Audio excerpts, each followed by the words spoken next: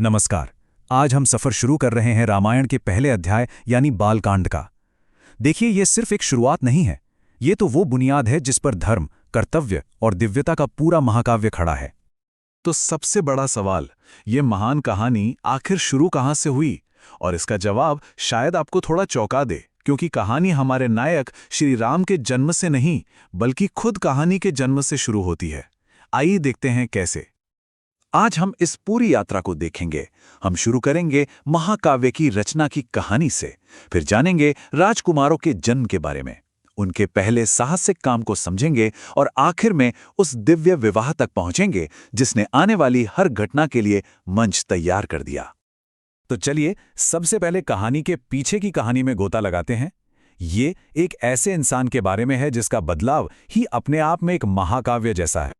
यकीन करना शायद थोड़ा मुश्किल हो, लेकिन रामायण लिखने वाले महान ऋषि वाल्मीकि कभी रत्नाकर नाम के एक डाकू हुआ करते थे। जरा सोचिए, एक डाकू से महर्षि बनने तक का ये सफर, ये सब सप्तऋषियों के साथ हुई एक मुलाकात का ही असर था जिसने उन्हें पूरी तरह से बदल कर रख दिया। और यहीं से कहानी एक बहुत ही नाटकीय मोड़ लेती है। एक दिन वाल्मीकि ने एक शिकारी को प्रेम में मग्न एक क्रौंच पक्षी के जोड़े में से एक को मारते हुए देखा। वो दुख, वो पीड़ा उनके दिल से एक श्राप के रूप में निकली। और ये शब्द सिर्फ एक श्राप नहीं थे, ये दुनिया का पहला श्लोक, मतलब पहली कविता थी। और सोचिए, ठीक उसी पल कौन प्रकट होता है? स्वयं भगवान ब्रह्मा। उन्होंने वाल्मीकि से कहा कि इसी छंद में श्री राम की पूरी कहानी दुनिया को सुनाओ।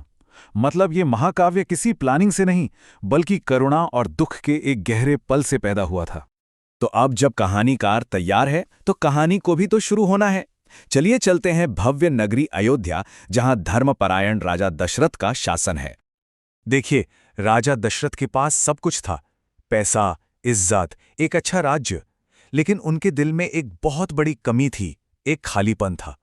उनकी 3 रानियां थीं, कौशल्या, कैकेयी और सुमित्रा, लेकिन कोई संतान नहीं थी जो उनके वंश को आगे ले जा सके। तो इस गहरे दुख का हल क्या था?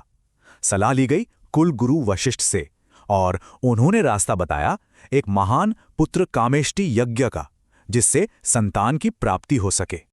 यज्ञ के आखिर में अग्निदेव ने खुद एक दिव्य खीर यानी पायस का पात्र दिया। राजा दशरथ ने इसे अपनी रानियों में बहुत सोच समझकर बांटा। आधा हिस्सा सबसे बड़ी रानी कौशल्या को, जिससे राम का जन्म हुआ। फिर चौथाई हिस्सा कैकेयी को, जिनसे भरत जन्मे। और जो आखिरी आठवां हिस्सा बचा, वो 2 बार सुमित्रा को दिया गया, जिनसे लक्ष्मण और शत्रुघ्न का जन्म हुआ। और इस तरह अयोध्या को मिले उसके 4 राजकुमार।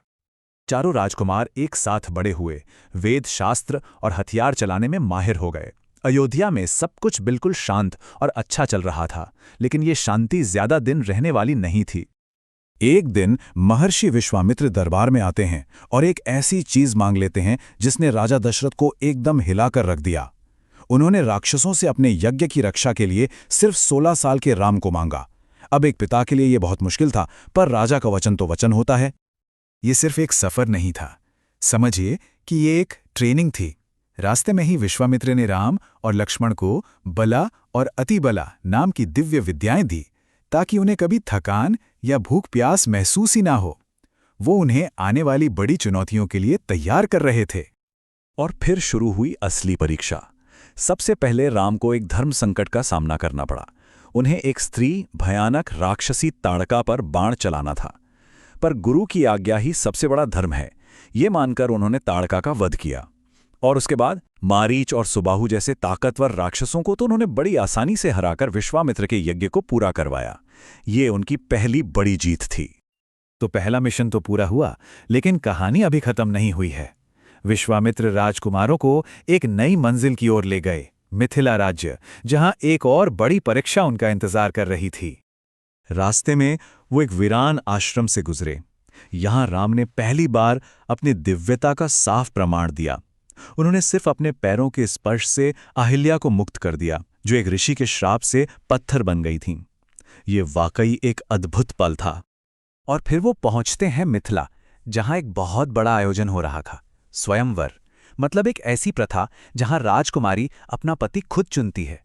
लेकिन यहां राजा जनक ने अपनी बेटी सीता के लिए एक ऐसी शर्त रख दी थी जो लगभग नामुमकिन थी। शर्त थी भगवान शिव के दिव्य धनुष पिनाक को उठाकर उस पे डोरी चढ़ाना।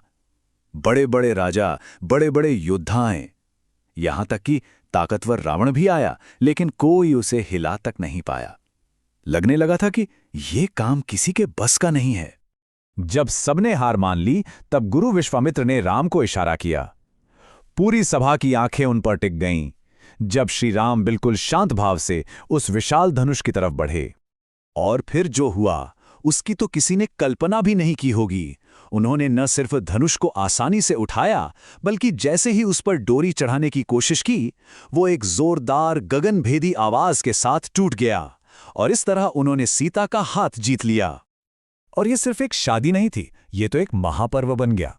राम का विवाह सीता से हुआ, लक्ष्मण का उर्मिला से, भरत का मांडवी से और शत्रुघ्न का श्रुति कीर्ति से। अयोध्या और मिथिला के बीच एक बहुत गहरा रिश्ता बन गया। लेकिन जश्न अभी शुरू ही हुआ था कि एक और चुनौती सामने आ खड़ी हुई। घर लौटते समय उनका सामना हुआ गुस्से से भरे परशुराम से, जो शिवजी का धनुष टूटने से नाराज थे। ये सिर्फ दो योद्धाओं का टकराव नहीं था, ये तो विष्णु के दो अवतारों का आमना सामना था। और इस घटना ने श्री राम की असली पहचान पर मोहर लगा दी। और बस यहीं पर बालकांड का समापन होता है। इस एक अध्याय ने श्री राम को एक आदर्श बेटे, एक वफादार भाई, एक आज्ञाकारी शिष्य और एक ताकतवर रक्षक के रूप में हमारे सामने रखा है। उनके चरित्र की पूरी नींव रखी जा चुकी है। अयोध्या में जश्न का माहौल था, सब कुछ बहुत अच्छा था। लेकिन ये खुशी ज्यादा दिन नहीं टिकने वाली थी। तो सवाल यह है कि आखिर ऐसा क्या हुआ कि उत्सव का ये माहौल अचानक वनवास के दुख में बदल गया? इसका जवाब हमें मिलेगा रामायण के अगले अध्याय में।